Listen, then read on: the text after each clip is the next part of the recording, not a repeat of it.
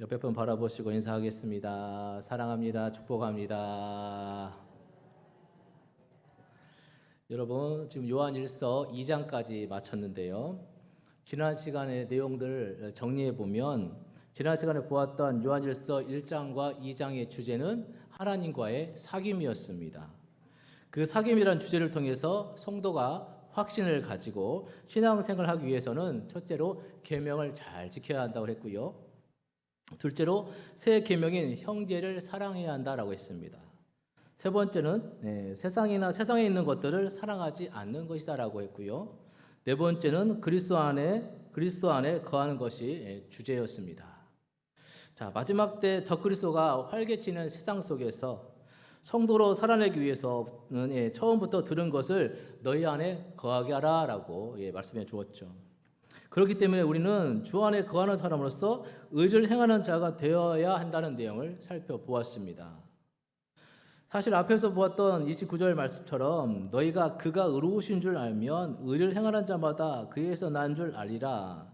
그러니까 성도가 행하는 의는 결국 우리의 출신을 설명해 주는 중요한 열매라는 것입니다. 의는 주님의 뜻에 순종하는 것이라고 말씀을 드렸는데요. 그리스도를 닮는 것입니다. 그러니까 그리스도께서 의로우신 줄 알면 우리도 그분을 닮아가야 한다는 것입니다. 그렇기 때문에 우리는 주 안에 거해야 하는 줄 믿습니다. 여러분, 성령께서 우리 삶에 충만하게 드러난 생활이 바로 주님 안에 거하는 생활입니다. 어떻게 거할 수 있습니까? 우리는 말씀과 기도, 예배와 찬양 등을 통해 주님과 동행하며 주님 안에 거할 수 있습니다. 어디에 있든지 나의 신분을 기억하는 사람, 어디서 무엇을 하든지 주님이 나와 함께 계신다는 믿음으로 살아가는 사람, 그런 사람이 바로 주 안에 거하는 사람입니다. 의식 속에 늘 주님이 있는 사람, 생각 속에 늘 주님이 기뻐하시는 삶을 살아가려고 거룩한 부담감이 있는 사람, 이처럼 주님께서 나의 삶을 지배하고 있는 사람이 바로 주님 안에 거하는 사람입니다. 오늘 여러분들이 그런 사람들이 되시기를 주님의 이름으로 축복합니다. 자, 이제 우리가 어떠한 사람인지를 깨달았다면 우리는 본문 1절을 주목할 필요가 있습니다. 우리 본문 1절 같이 한번 읽어볼까요? 시작. 보라, 아버지께서 어떠한 사랑을 우리에게 베푸사 하나님의 자녀라 일컬음을 받게 하셨는가. 우리가 그러하도다. 그러므로 세상이 우리를 알지 못함은 그를 알지 못함이라. 여러분, 이 말씀은 처음 사도 요한을 사로잡고 있던 감동이 그대로 묻어있는 내용입니다. 여기 어떠한이라고 말하는 말은 다른 나라에서 온 어떤 것, 즉 이국적인 것이나 이전에 경험하지 못한 어떤 것을 가리키는 말입니다. 그래서 이 구절을 직역하면 보라, 아버지께서 얼마나 이국적인 사랑을 우리에게 부으셨는가라고 번역할 수 있겠습니다. 즉 하나님의 사랑은 다른 세상에서 온 것이라는 말씀입니다. 인류에게서는 이런 사랑이 낯선 것이죠. 대가의 법칙에 익숙해져 있는 우리에게 하나님의 사랑은 낯설기만 합니다. 바로 그런 하나님의 사랑을 깨달아 알게 된 사람이 바로 누구입니까? 주님 안에 거하는 사람, 하나님의 자녀라는 것입니다. 하나님의 자녀라 일컬음을 받게 하셨다고 할 때 자녀란 말은 출생이라는 쪽에 무게를 두고 있습니다. 즉 하나님의 사랑이 우리를 자녀 삼아 주신 것입니다. 여러분 믿으십니까? 자, 그런데요 2절 상반절을 보시면요. 2절 상반절을 보시면 자, 사랑하는 자들아 우리가 지금은 하나님의 자녀라. 자, 저는 이 말씀이 너무 소중하게 느껴집니다. 그리스도인은 현재를 사는 것이 중요합니다. 미래에 언젠가 하나님의 자녀가 될 거야. 아니요. 그리스도께서 재림 하신다고 했는데 그리스도께서 재림 하시는 때 나는 하나님의 되겠다라고 결단하는 것. 아니요. 여러분, 내일 일은 내일이 염려하는 것입니다. 지금 하나님의 자녀로 사는 것이 중요합니다. 그렇기 때문에 우리는 지금 주 안에 거해야 하는 것입니다. 그렇게 주님 안에 거하는 사람은 지금 하나님의 자녀라는 확신에 사로잡혀 사는 것입니다. 오늘이 보여 우리 인생이 되기 때문에 지금 하나님의 자녀라는 확신은 절대적으로 중요한 것입니다. 사랑하는 여러분, 오늘 여러분들은 그리스도인으로서 살기로 결단을 하시고 지금 결단을 하시고 지금은 주 안의 것이므로 하나님의 자녀로 살아가시는 은혜가 있으시기를 주님의 이름으로 축복합니다. 그러나 지금 하나님의 자녀로 살기 위해서 꼭 필요한 것이 있습니다. 그것이 무엇입니까? 그것이 바로 소망입니다. 여러분, 소망이 없으면 지금 하나님의 자녀로 살 수가 없습니다. 그 소망의 문제에 관해서 말씀하고 있는 것이 2절 하반절 말씀입니다. 2절 하반절 읽어볼까요? 시작. 장래에 어떻게 될지는 아직 나타나지 아니하였으나 그가 나타나시면 우리가 그와 같을 줄 아는 것은 그의 참모습 그대로 볼 것이기 때문이니. 자, 지금은 확실히 하나님의 자녀입니다. 그러나 장래는 완전히 알지 못하는 것이죠. 왜 그렇습니까? 아직 나타나지 않았기 때문입니다. 여기에 우리의 믿음의 문제가 있습니다. 나타나지 않는 장래가 바로 우리에게 믿음을 요구하고 있기 때문입니다.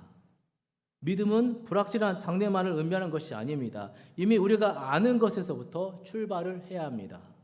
그래서 1절이 중요한 것이죠. 이미 우리가 알고 있는 것이 무엇입니까? 1절에서 무엇이라고 했죠? 아버지께서 어떠한 사랑으로 우리를 사랑하셔서 하나님의 자녀로 삼으셨는지 우리가 아는 것이다 라고 말해주고 있습니다. 우리가 이미 알고 있다는 것이죠. 두 번째는 우리가 이미 들어 아는 것이 있습니다. 그것은 주님이 잠자는 자들의 첫 열매가 되셔서 부활하셨다는 것입니다. 사도 요한은 본문에서 우리가 장래를 알지 못하지만 아는 것이 있다는 것을 세 가지로 말씀해 주고 있습니다. 자, 첫째는 예수님은 재림하신다는 것입니다. 2절에 그가 나타나시면이라는 말씀은 주님의 재림을 염두에 두고 있는 것이죠. 그날과 그때는 아무도 모릅니다. 그러나 우리가 아는 것은 우리가 본 그대로 그분이 다시 오신다는 약속인 것이죠. 여러분, 그 약속을 믿으십니까? 여러분이 이미 알고 있는 것입니다. 그래서 두 번째, 또 우리가 아는 것은 우리가 그를 볼 것이라는 확신입니다. 재림하신 예수를 우리가 반드시 볼 것이라는 것을 우리가 알고 있습니다. 주님이 다시 오시는 모습은 번개가 동에서 서로 번쩍이는 것처럼 분명하게 올 것이기 때문에 우리는 분명히 알게 될 것입니다. 세 번째는 그때는 우리가 그와 같아질 것이라는 확신입니다. 부활하신 주님과 같아질 것이라는 사실이죠. 변화산에서 잠시 보여주셨고 부활하신 후에 보여주셨던 바로 그 부활의 몸을 우리가 입고 영생하게 될 것이라는 것을 우리가 알고 있습니다. 이런 우리가 어디서 영생합니까? 영원한 천국에서 영생하지요. 이 소망을 하나님께서 우리에게 주셨다는 것입니다. 그래서 이 소망이 지금 우리의 삶을 지배하기를 원하시는 것입니다. 이것이 아브라함이 불확실한 가운데 바라고 믿었던 궁극적인 소망입니다.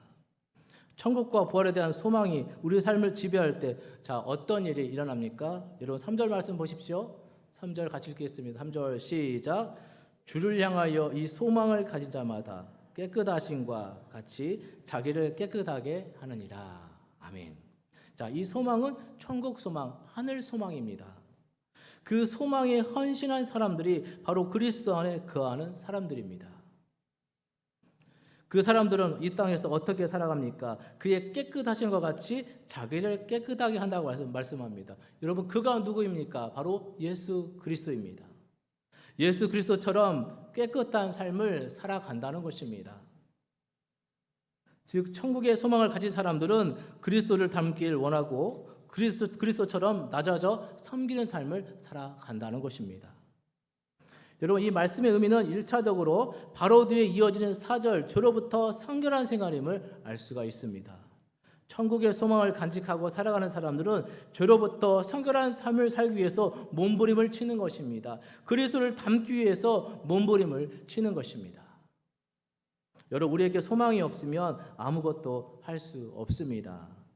소망이 없는 인생은 죽은 것과 같습니다. 그리스도인의 소망이 영원한 천국과 부활과 영생이 아니라 이 땅에서 정말 부자가 되고 자녀들이 잘 되고 이름을 내는 것이라면 그는 절대로 복음에 헌신할 수 없는 사람인 것이죠. 자기 자신을 그리스도를 닮아 깨끗하게 하는 거룩한 생활은 천국의 소망에 사로잡힌 사람만 살아낼 수 있는 것입니다. 그래서 나눔도, 베푼도, 섬김도, 용서도 마찬가지입니다. 오늘 여러분들도 그 소망으로 인생을 살아내시길 주의 이름으로 축복합니다. 자, 이어지는 4절부터 12절 이 단락 안에는 아주 선명하게 두 그룹의 사람들에 대해서 설명을 해 주고 있습니다. 먼저 10절 상반절 말씀 보시면 이러므로 하나님의 자녀들과 마귀의 자녀들이 드러나나니라고 하고 있습니다. 자, 그러니까 이 단락 안에는 하나님의 자녀들과 마귀의 자녀들의 이야기라는 것입니다.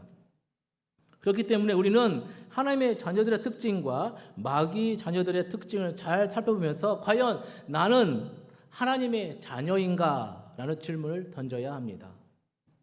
즉, 이 단락의 화두는 나의 삶은 어디에 소속된 열매를 맺고 있느냐라는 것이죠.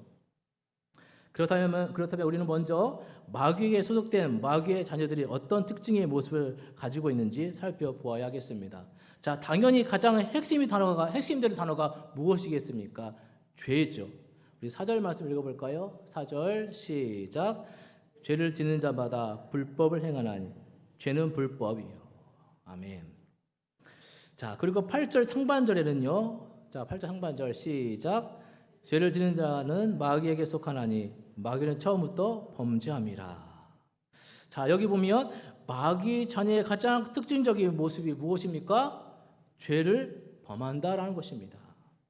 그렇다면 죄라는 무엇입니까? 죄는 불법입니다. 마귀는 처음부터 범죄했다라고 설명하고 있습니다. 그러므로 우리는 죄에 대해 좀 더 깊이 생각할 필요가 있습니다. 자, 어떤 사람들은 죄를 범죄 행위라고만 생각을 합니다. 말하자면 살인, 간음, 사기, 거짓말 등등의 구체적인 행동을 말한다고 이야기를 합니다. 자, 이렇게 죄를 정의하면 의인들이 많이 생기게 됩니다. 세상에도 법 없이 살 수 있는 사람들이 많이 있기 때문이죠. 그런 사람들에게 복음을 전하며 나는 죄를 범한 일이 없고 그러니 나는 지옥 갈 일이 없다라는 답변이 돌아오는 것입니다. 여러분, 물론 잘못된 행위가 죄의 열매인 것은 사실입니다. 그러나 성경적으로 명확하게 죄는 표적에서 비껴나가는 것입니다. 관역에서 벗어나는 것입니다. 하나님의 말씀을 벗어나는 것입니다. 하나님의 말씀을 불순종하는 것입니다. 즉 하나님이 의도하신 삶에서 벗어나는 것을 죄라고 합니다. 로마서 1장에는 죄의 나옴에서 맺히는 죄의 열매들에 대한 언급이 나옵니다. 그리고 그 열매를 따라가다 보면 결국 죄를 짓는 이유는 마음에 하나님 두기를 싫어하는 마음이다라고 사도 바울이 말해주고 있습니다. 그러니까 죄의 뿌리는 마음에 하나님 두기를 싫어하는 마음입니다.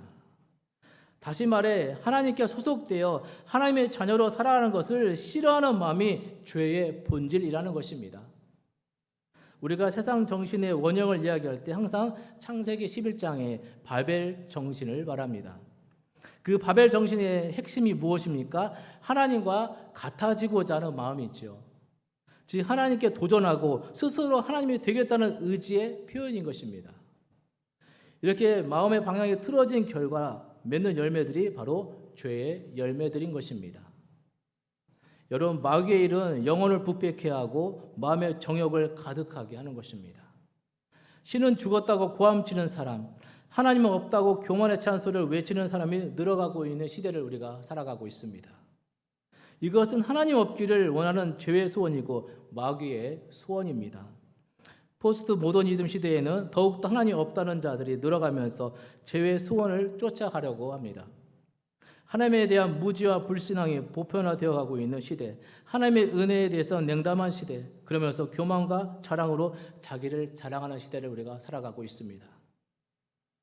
여러분 7절을 보시면 이렇게 말하고 있죠. 7절 보시면 자녀들아 아무도 너희를 미혹하지 못하게 하라 라고 권면합니다.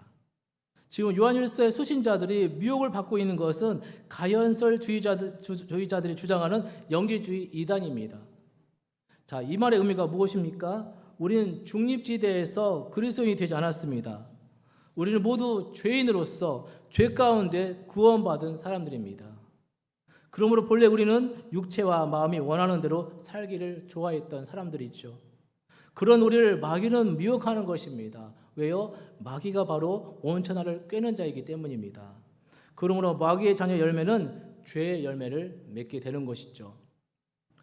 그러니까 여러분, 만약 내가 죄 가운데 살고 있다면 나는 어디에 소속된 사람인지, 나는 누구를 위해서 일하고 있는지 우리 자신을 돌아보아야 할 것입니다. 여러분, 마귀의 자녀들에게는 하나님을 사랑하는 마음이 없습니다. 하나님을 따르는 척은 할 수 있습니다. 그러나 종말에 그의 본성의 노예가 되어 하나님을 떠나고 비참한 삶을 살게 됩니다. 성경에는 이런 비참한 최후를 맞이한 사람들의 내용이 많이 나오고 있죠. 그리고 그런 사람의 가장 대표적인 경우는 가룟 유다라 할 수 있겠습니다. 그는 몇 번이나 주님의 경고를 들었습니다. 마귀에게 속한 자라고 그런 이야기를 들었습니다. 주님은 그가 돌이키기를 원하셨고 그가 회개할 수 있도록 기회를 많이 주었습니다. 그러나 회개하지 않았습니다. 그리고 마지막 비참한 자살로 인생의 종지부를 찍고 말았습니다. 죄의 노예가 되고 마귀의 종이 되어 살면 잠시 행복감을 주는 것 같지만 결국 그 삶이 망가지고 황폐해진다는 것이 성경의 일관된 말씀입니다.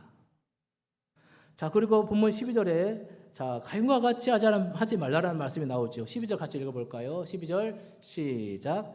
가인과 같이 하지 말라. 그는 악한 자에게 속하여 그 아우를 죽였으니 어떠한 이유로 죽였느냐? 자기의 행위는 악하고 그의 아우의 행위는 의로움이라. 자, 가인은 누구입니까? 인류 최초의 살인자라는 이름이 붙어있는 사람이죠.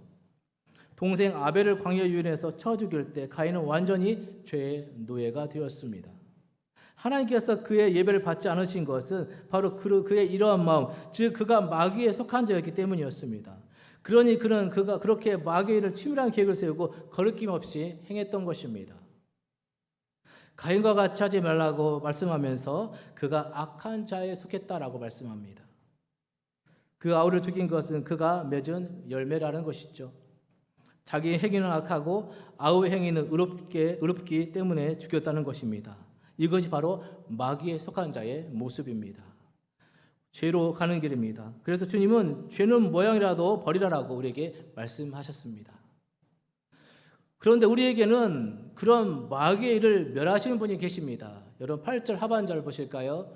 8절 하반절 같이 한번 읽읍시다. 시작. 하나님의 아들이 나타나신 것은 마귀의 일을 멸하려 하심이라. 자, 하나님의 아들이 나타나신 것이 마귀의 일을 멸하실 것이다 라고 말씀합니다. 여기 멸했다는 것은 권세를 빼앗았다는 것입니다. 무기를 악화시켰다는 것입니다. 여러분, 나무를 도끼로 찍어 넘어뜨렸는데 그 뿌리가 남아있어서 거기서부터 싹이 나오지만 우리 그 나무를 살아있는 나무라고 하지 않습니다. 예수님께서 마귀의 일을 멸했다는 것도 그런 것입니다. 마귀는 여전히 활동하고 있는 것 같지만 예수님의 십자가와 부활 앞에서는 아무 힘도 발휘할 수가 없는 것입니다. 그러므로 여러분, 사단이 여기저기 승리한 것처럼 보일지라도 사실 이미 영적 전쟁에서 패한 것이고 형벌이 선고된 것입니다. 여러분, 사탄 마귀는 우리를 두렵게 할 뿐입니다. 십자가에서 우리 예수께서 이미 승리하셨고 그 승리가 바로 우리의 것인 줄 여러분 믿으시길 바랍니다. 그래서 이 내용이 바로 요한계시록의 마귀의 하수인들을 보면 알 수가 있죠. 예수님을 닮은 각종 표적들을 행했지만 사실 허무하고 허탄한 것입니다. 주님 다시 오시면 전부 심판을 받게 되는 것입니다. 승리는 바로 우리의 것입니다. 재림하신 예수님께서 우리에게 승리를 이미 선포해 주셨습니다. 이 마귀를 결박하신 일을 어떻게 하신 것입니까? 8절에 하나님의 아들이 나타나셔서 이루신 것이다 라고 이야기해 주고 있습니다.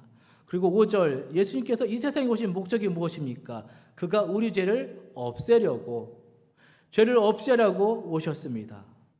마귀의 일이 죄인데 예수님은 그 죄를 없애시려고 이 땅에 내려오셨습니다.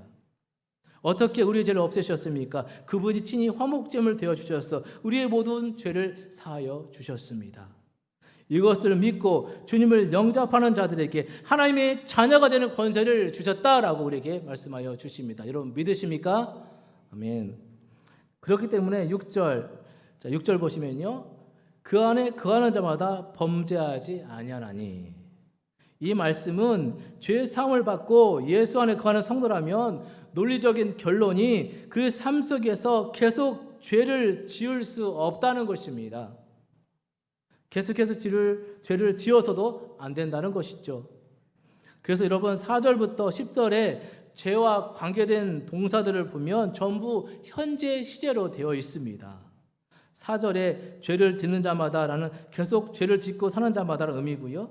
또 6절에 그 안에 거하는 자마다 범죄하지 아니하느니라라는 말씀도 계속되는 범죄 가운데 살지 않는다는 의미입니다. 자, 그러니까 죄 사함의 의미를 알고 예수 그리스도를 영접한 사람, 즉 거듭난 성도는 예수님이 죄와 마귀를 멸하셨기 때문에 이제 죄에서 벗어나서 소망을 가지고 살아갈 수 있다는 것입니다. 아니, 더 정확하게는 무한정 죄 안에 머물러서 계속 죄만 짓는 삶을 살 수 없다는 것입니다. 죄를 미워하고 죄에서 떠나기 위한 노력을 계속 한다는 것이죠. 여러분, 그런데요, 이 노력만 가지고 죄를 이길 수 있습니까? 아닙니다. 그래서 하나님께서 선물로 주신 것이 있습니다. 여러분, 그것이 무엇입니까?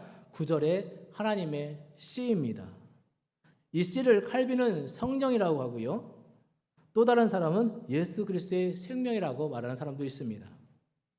자, 여러분 9절을 보십시오. 9절을 같이 한번 읽어볼까요? 9절 시작. 하나님께로부터 난 자마다 죄를 짓지 아니하나니 이는 하나님의 씨가 그에 속해 거함이요 그도 범죄하지 못하는 것은 하나님께로부터 났음이라. 아멘. 자, 즉 하나님의 씨가 그 속에 거하는 사람은 어떤 사람입니까? 하나님으로부터 난 사람이다. 그러니까 하나님의 씨라는 것은 결국 내가 하나님으로부터 태어나는 것, 즉 중생의 씻음을 의미하는 것입니다. 그것은 곧 성령께서 우리 안에 들어오셔서 거처를 정하셨다는 것을 말해주는 것입니다. 그러니까 이 죄, 마귀의 유혹을 이길 힘을 성도들에게 주신 것입니다. 의지만 가지고는 어렵다는 것을 우리 주님도 아십니다. 그래서 무엇을 주십니까? 성령을 주신 것입니다. 그래서 사도 바울은 우리가 값으로 산 바 되었고 성령의 전이다라고 말씀하고 있는 것입니다. 자, 그런데 왜 씨라고 사도 요한은 표현했을까요? 씨는 발화되어 생명을 잉태하고 자라가는 것이기 때문입니다. 그러니까 하나님의 자녀로 새 생명이 잉태된 사람이 처음부터 성자가 될 수 없다는 것을 사도 요한은 잘 알고 있었습니다. 그래서 하나님의 씨라고 표현한 것입니다. 죄의 습관을 떠난 일은 결코 쉽지 않습니다. 그러나 성령께서 우리 안에 들어오셔서 우리가 그분을 따르고 그분에게 복종하기 시작할 때부터 죄의 성품이 변하기 시작합니다. 옛 습관과 옛 소품을 몰아내기 시작합니다. 문제의 핵심은 여기서부터 생기는 것이죠. 자, 왜 어떤 사람은 짧은 시간에 많이 변화되기도 하고 어떤 사람은 수십 년간을 믿어도 변화되지 않는 것입니까? 이렇게 질문할 수도 있습니다. 자, 이것은 그가 얼마나 성령님으로 하여금 자기 삶을 다스리도록 맡기고 의탁하느냐의 정도에 따라서 달라지는 것입니다. 결국 하나님의 사람들은 3절 말씀에 주님께서 거룩하신 것처럼 자기를 깨끗하게 하기를 힘쓰는 사람들입니다. 그리고 그런 열매를 맺습니다. 10절 말씀처럼 죄를 범하지 않기 위해서 날마다 몸부림을 치릅니다. 11절 의를 행합니다. 이것은 앞장 2장 29절에서 이미 나왔던 말씀이었죠. 하나님께 속한 하나님의 자녀는 하나님이 기뻐하시는 열매를 맺는다는 것입니다. 의를 행하지 않는 사람은 형제를 사랑하지 않습니다. 그런데 11절을 보시면, 자, 11절 보시면 같이 읽을까요? 시작. 우리는 서로 사랑할지니 이는 너희가 처음부터 들은 소식이라. 하나님께 속한 하나님의 자녀는 서로 사랑하는 것입니다. 그들이 처음부터 들었던 복음이 바로 사랑인 것입니다. 하나님을 사랑하고 이웃을 사랑하고 십자가 사랑, 이것이 바로 복음이고 이것이 복음을 받아들인 하나님의 자녀로서 마땅히 해야 할 것입니다. 하나님께 속한 하나님의 자녀는 서로 사랑하는 것입니다. 그들이 처음 들었던 복음, 그것이 바로 이것입니다. 그런데 적그리스도가 등장해서 서로 싸우게 하고 공동체로부터 분리되어 나갔던 것입니다. 그들은 큰 아픔을 겪었습니다. 그리스도의 몸이 나뉘게 되는 아픔을 겪었습니다. 여러분 다시 10절 말씀 보십시오. 10절 말씀 보시면 이것이 오늘 주제 성구입니다. 10절 시작. 이러므로 하나님의 자녀들과 마귀의 자녀들이 드러나나니 무릇 의를 행하지 아니하는 자나 또는 그 형제를 사랑하지 아니하는 자는 하나님께 속하지 아니하니라. 자, 하나님께 속하지 않는 사람은 사랑하지 않는 것입니다. 그렇다면 하나님께 속한 사람은 어떻게 하겠습니까? 서로 사랑하는 것이죠. 옆에 분 바라보실까요? 사랑스럽습니까? 사랑스럽습니까? 여러분은 하나님께 속하신 분인 줄 믿습니다. 여러분 읽었던 말씀 중에 드러난다는 것은 하나님의 자녀와 마귀의 자녀는 구별될 수밖에 없다는 말씀입니다. 그 구별은 무엇입니까? 바로 열매를 보면 알 수 있다는 것입니다. 하나님의 자녀는 하나님의 자녀다운 열매를 맺습니다. 그 열매를 구분하는 핵심이 바로 죄인 것이죠. 죄에 대해서 어떤 태도를 취하느냐가 그가 속한 소속을 드러내는 것입니다. 형제를 대한 태도 속에 그 열매를 볼 수 있다는 것입니다. 여러분, 문화의 차이가 아니고요, 교단 차이도 아니고 교리의 차이도 아닙니다. 죄에 대한 태도와 열매가 하나님의 자녀와 마귀의 자녀의 분명한 차이를 드러내는 기준이 된다는 것입니다. 여러분, 이제 말씀을 정리하겠습니다.